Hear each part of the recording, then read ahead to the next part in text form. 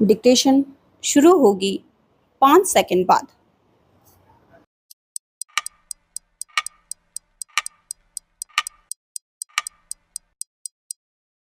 Start.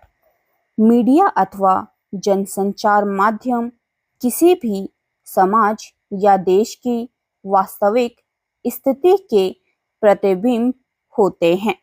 देश के सामाजिक, राजनीतिक, आर्थिक और सांस्कृतिक फलक पर क्या कुछ घटित हो रहा है, इससे आमजन मीडिया के द्वारा परिचित होते हैं। जनसंचार माध्यमों के विभिन्न रूपों ने आज दुनिया के लगभग हर कोने तक अपनी पहुंच बना रखी है।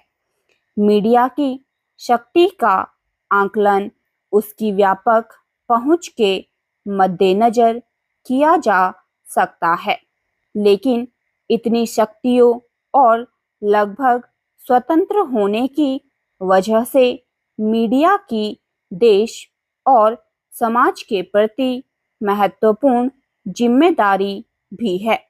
इसीलिए लोकतंत्र में व्यवस्थापिका, कार्यपालिका और न्यायपालिका के बाद मीडिया को चौथा स्तंभ माना जाता है।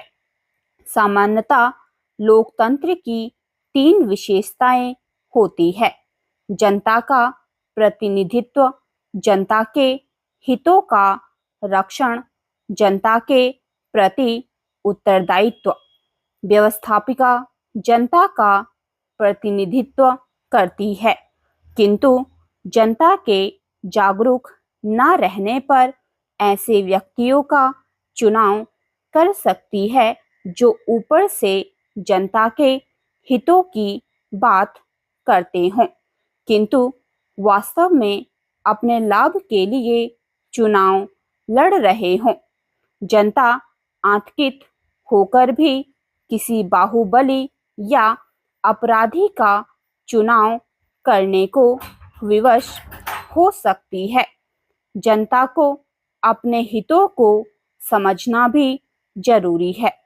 जटिल आर्थिक और सामाजिक संरचना में जनता को संकीर्ण जातिगत या क्षेत्रीय हितों के विरुद्ध राष्ट्रीय अथवा संपूर्ण समाज के विशाल हितों के बीच अंतर करना होता है और उसका कोई भी गलत निर्णय जटिल समस्याएं खड़ी कर देता है। इस प्रकार स्वास्थ्य लोकमत का निर्माण आवश्यक हो जाता है। लोकमत के निर्माण में मीडिया की भूमिका सर्वाधिक सशक्त और महत्वपूर्ण होती है। मीडिया से तात्पर्य जनसंचार के माध्यमों, समाचार पत्रों, पत्रिकाओं, रेडियो, टेलीविजन तथा चलचित्रों से है।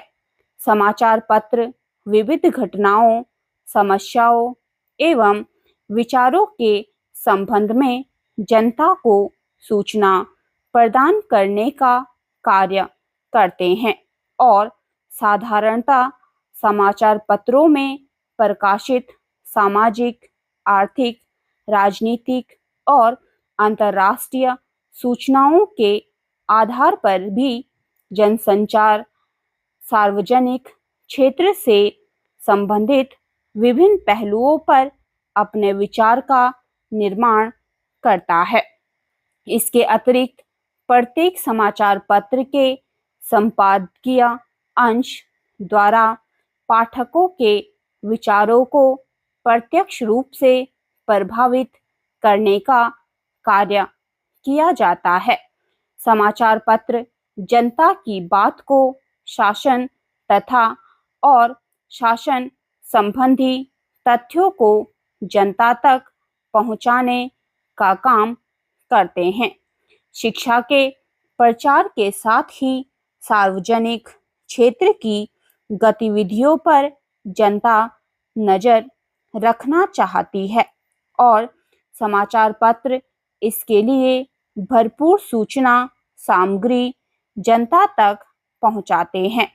साप्ताहिक, पाक्षिक और मासिक पत्रिकाओं में राजनीतिक जीवन और सामाजिक आर्थिक विषयों का विस्तृत विवेचन होता है।